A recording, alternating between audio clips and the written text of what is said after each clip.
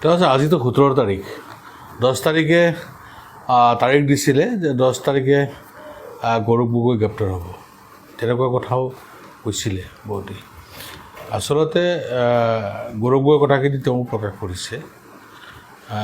বৰ্তমান অসমত গৌৰৱ গগৈ ডাঙৰীয়াক যেতিয়া প্ৰদেশ কংগ্ৰেছৰ সভাপতি হিচাপে দলৰ হাইকমাণ্ডে নিয়োগ কৰিলে, তাৰপিছতেই কংগ্ৰেছৰ প্ৰতি এটা নতুন জোৱাৰ আৰম্ভ হৈছে। চাৰিওফালে সকলো জাতি জনগোষ্ঠীৰ মানুহ কংগ্ৰেছৰ ফালে ঢাপলি মেলিছে।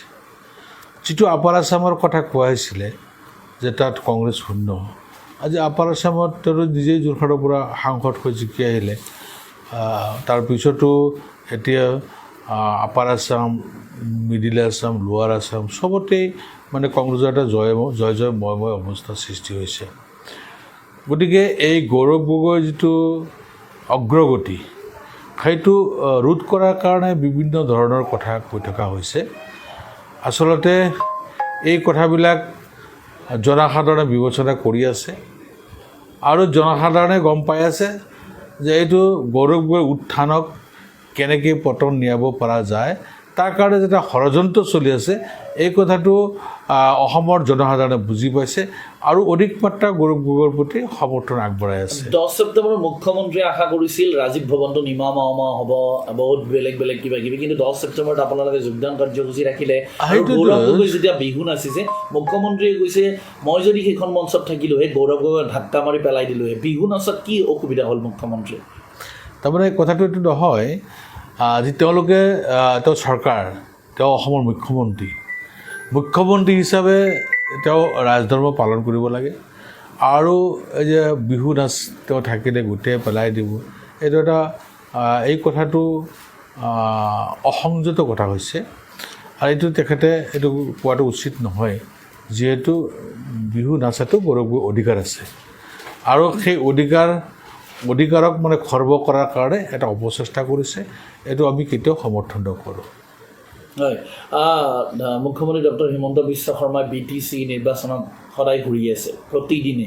এতিয়া BTCত তেখেতে কৈ আছে যে নৰেন্দ্ৰ মোদী আৰু বিজেপি হ'ব ড্ৰাইভাৰ, কিন্তু পেচেঞ্জাৰত BPF UPPL সকলো থাকিব বুলি কৈ আছে। গতিকে আল্টিমেটলি তেওঁলোকে BPF UPPL BJP একেলগে নিৰ্বাচন খেলিছে। কংগ্ৰেছৰ কি হ'ব? কংগ্ৰেছে শূন্য পাব বুলি কৈছে। নিশ্চিতভাৱে চাওক, আমাৰ BTC এলেকাত যেতিয়া BPFৰ লগত এলায়েন্স হৈছিলে আৰু চুক্তি হোৱাৰ পিছত আমাৰ চৰকাৰে তেতিয়া BPFক এৰি দিছিলে, যাৰ কাৰণে কংগ্ৰেছৰ সংগঠনটো একেবাৰে নিশকতীয়া হৈ আছিলে। কিন্তু গৌৰৱ গগৈ ডাঙৰীয়া যেতিয়া আমাৰ কংগ্ৰেছ দলৰ সভাপতি হোৱাৰ পিছত তেওঁ যদি সিদ্ধান্ত ল'লে যে আমি যুঁজি যাম আৰু অকলে যুঁজিম, আমি সংযোজিত নকৰোঁ কাৰো লগত, আৰু আজি 40টা পৰিষদীয় সমষ্টিতেই আমাৰ কংগ্ৰেছ দলৰ প্ৰাৰ্থী আগবঢ়োৱা হৈছে আৰু বিপুল সংখ্যক সঁহাৰি ৰাইজৰ পৰা পোৱা হৈছে। গতিকে ইয়াত বড়ো ভাই ভনীসকল, আপোনাৰ খ্ৰীষ্টিয়ান ভাই ভনীসকল, আপোনাৰ আদিবাসী ভাই ভনীসকল, গোৰ্খা ভাই ভনীসকল, বিভিন্ন জাতি জনগোষ্ঠীৰ মানুহ আজি কংগ্ৰেছৰ ফালে দাউতি মেলিছে।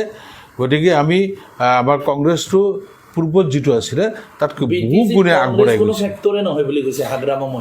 এইটো আপোনালোকে চাব, ৰিজাল্টটো হওক, কংগ্ৰেছেই ফেক্টৰ হ'ব, কংগ্ৰেছেই ফেক্টৰ হ'ব। আৰু কংগ্ৰেছ নোহোৱাকৈ কোনেও BTC পৰিষদ গঠন কৰিব নোৱাৰে। বিজেপিৰ ৰাজ্যিক সভাপতি দিলীপ শইকীয়াই প্ৰতিদিন টাইম কনক্লেভত এটা কথা কৈছে যে গৌৰৱ গগৈ বৰপেটা, নগাঁও, ধুবুৰী এইবোৰ ঠাইত অতি জনপ্ৰিয় হৈ গৈ আছে, কিন্তু বাকী উজনি অসম আৰু যিখিনি খিলঞ্জীয়া প্ৰধান অঞ্চল তাত গৌৰৱ গগৈ একেবাৰে নিমাও হৈ গৈছে বুলি কৈছে। আজি আপাৰ আছামত গৌৰৱ গগৈ যদি তেওঁৰ প্ৰতি মানুহৰ সমৰ্থন নাই, তেওঁ কেনেকৈ যোৰহাটৰ লোকসভাৰ পৰা সাংসদ হ'ল? এই কথাটো স্পষ্ট হৈ পৰিছে না, এই কথা স্পষ্ট হৈ গৈছে। পাকিস্তানী ইছ্যুটোতো এইটো এটা তৈয়াৰ কৰা ইছ্যু, গতিকে এইবিলাক মানুহক বুজি পায় আজিকালি ছবি। যিমানেই এইবিলাক কৈ আছে গৌৰৱ গগৈৰ প্ৰতি সমৰ্থন সিমানে বেছি হৈছে। গৌৰৱ গগৈৰ বিৰুদ্ধে একো ক'বলৈ নাই যিহেতু, গতিকে এনেকুৱা এটা ইছ্যু ওলাই গৈছে। আজি চাওক, BTCত বড়ো ভাই ভনীসকল কিয় ওলাই আহিছে গৌৰৱ গগৈৰ সভালৈ? যদি তেওঁলোকৰ সমৰ্থন নাই, কিয় আহিছে?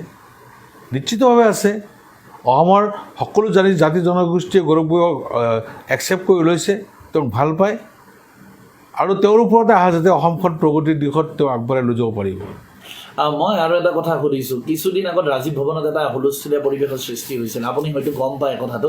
কমলপুৰ সমষ্টিক লৈ এটা ঘটনা হৈছিল ৰাজীৱ ভৱনত। কমলপুৰ সমষ্টিত এতিয়া যিহেতু আপোনাৰ সত্যব্ৰত কলিতাই কংগ্ৰেছত যোগ দিলে, গতিকে কংগ্ৰেছৰ পৰা নিশ্চয় নিৰ্বাচন খেলিব। গতিকে কমলপুৰ সমষ্টিত কংগ্ৰেছৰ যিখিনি ব্যক্তিয়ে আজি বহুদিনৰ পৰা লাগি আছিল অহা 2026 নিৰ্বাচন খেলিম বুলি প্ৰায় তেওঁলোকে এক আশা কৰিছিল, তেওঁলোকে কৈছিল যে সত্যব্ৰত কলিতাই আমাৰ যেতিয়া কংগ্ৰেছৰ বেয়া দিন, সেই বেয়া দিনত তেওঁ যিমানখিনি অমুক তমুক কৰিছে, বহুত কিবা কিবি, আমি বেলেগক ব্যক্তিগত, কিন্তু সত্যব্ৰত কলিতাক আমি নামানো। কিন্তু তাৰপিছতো সত্যব্ৰত কলিতাই যিহেতু দিল্লীত গৈ কংগ্ৰেছত যোগ দিছে আৰু সত্যব্ৰত কলিতাক লৈ বহুতখিনি অভিযোগ দিছে। আৰু মতলিবুদ্দিন আহমেদ এগৰাকী কংগ্ৰেছ নেতা, তেখেতেতো বহুত অভিযোগ দিছে যে তেখেতে কৈছে যে কংগ্ৰেছত এতিয়া অসমীয়া মুছলমানৰ কোনো স্থান নাই, এইটো কথা সঁচা হ'ল, অমুক তমুক এনেকুৱা কৈছে। আপুনি কি ক'ব এইটো? এইবিলাক কথা এইবিলাক কথা বিবেচনা আমাৰ দলৰ ঊৰ্ধ্বতম কৰ্তৃপক্ষই ল'ব, এইটোত মই ক'বলগীয়া নাই। দলে আমাৰ দলৰ ভালৰ কাৰণে যি সিদ্ধান্ত ল'ব, দলৰ ভালৰ কাৰণে ল'ব। গতিকে দলৰ ঊৰ্ধ্বতম কৰ্তৃপক্ষই ল'ব পৰা সিদ্ধান্তৰ ওপৰত মই ক'বলৈ একো নাই। 26লৈকে আপোনালোকে সাজু হৈছে লাহে লাহে? নিশ্চিতভাৱে 26ৰ কাৰণে আমি সম্পূৰ্ণৰূপে সাজু আছোঁ। অখিল গগৈক লৈ কি ক'ব? অখিল গগৈয়ে কৈছে গৌৰৱ গগৈ এইবিলাক আমাৰ দলৰ ঊৰ্ধ্বতম কৰ্তৃপক্ষই সিদ্ধান্ত ল'ব। আপুনি এই কথাটো আপুনি বুজি পাব, যিহেতু মই এজন দলৰ কৰ্মীহে, মই এইবিলাক দলৰ ঊৰ্ধ্বতম কৰ্তৃপক্ষই সিদ্ধান্ত ল'ব কাৰ লগত সংযোগ কৰিব নকৰিব। আমি দলৰ সৈনিক হিচাপে দলৰ ঊৰ্ধ্বতম কৰ্তৃপক্ষই যিটো সিদ্ধান্ত ল'ব সেইমতে আমি আগবাঢ়ি যাম। মই এটা বেলেগ প্ৰসংগ লৈছোঁ। মোৰ প্ৰসংগটো হৈছে অনুপ্ৰৱেশকাৰী, অসম চুক্তি আৰু বিদেশী বিতৰণ। সেইদিনাখন প্ৰধানমন্ত্ৰীয়ে ক'লে যে কংগ্ৰেছেহে আনিছে অনুপ্ৰৱেশকাৰী, আৰু এইফালে হিমন্তই কৈছে যে আমাৰ ইয়াতে হিন্দু বাংলাদেশী ডিভোটাৰ নাই, নহয় বুলি কৈছে। তো আপোনাৰ মতামত কি? কংগ্ৰেছে সঁচাকৈ কি কৈছে? নাই ভাল কথা, যদি ডিভোটাৰ নাই, যিমান আছে চব প্ৰত্যাহাৰ কৰি দিয়ক। যদি যিখিনি লাগি আছে নাই বুলি কৈছে, ভাল কথা, প্ৰত্যাহাৰ কৰি দিয়ক, থাকিব নালাগে।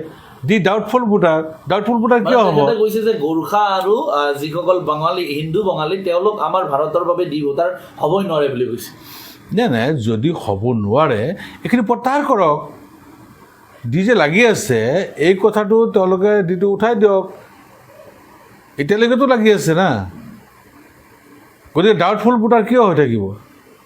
হয় স্বদেশী হ'ব, নহয় বিদেশী হ'ব। কিন্তু সন্দেহযুক্ত বুলি কৈ মানুহজনৰ কাৰণে বিপদত কিয় পেলাই থ'ব? সন্দেহজনকভাৱেতো সিদ্ধান্ত ল'ব নোৱাৰে।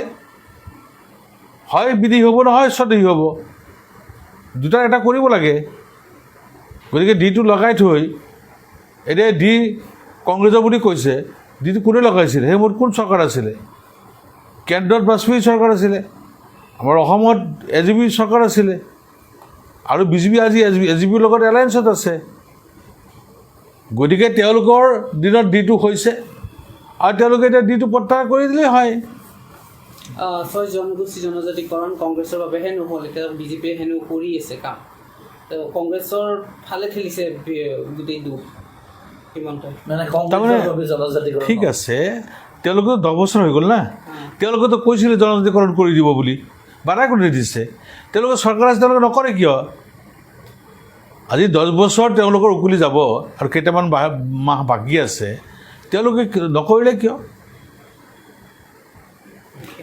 বিজেপিয়ে কৈছে যে হিমন্ত বিশ্ব শৰ্মাই কৈছে, মই একেবাৰে শেষ এটা প্ৰশ্ন কৰিছোঁ, হিমন্ত বিশ্ব শৰ্মাই কৈছে যে বিজেপি থকালৈকে অসমীয়া খিলঞ্জীয়াই মূৰ দাঙি থাকিব পাৰিব, আৰু যিদিনাই বিজেপি নোহোৱা হ'ব অসমীয়া খিলঞ্জীয়া শেষ হৈ যাব।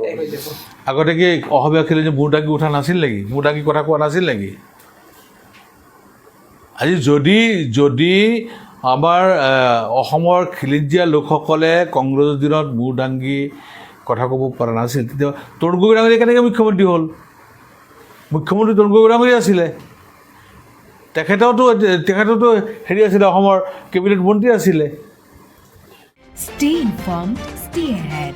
News NE 365.